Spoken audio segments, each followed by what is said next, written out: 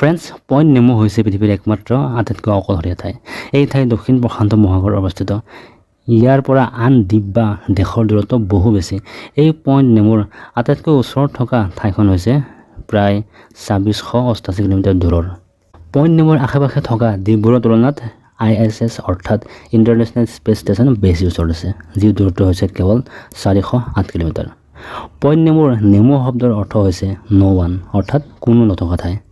১৯৯২ আগলৈকে এই ঠাইৰ কথা কোনেও জনা নাছিল, কিন্তু ১৯৯২ চনত এজন কেনেডিয়ান চাৰ্জাৰী ইঞ্জিনিয়াৰ হৰভজি লকাটেলাই এই ঠাই আৱিষ্কাৰ কৰে। কিন্তু এই আৱিষ্কাৰ তেখেতে ঘৰত বহিয়ে কৰিছিল।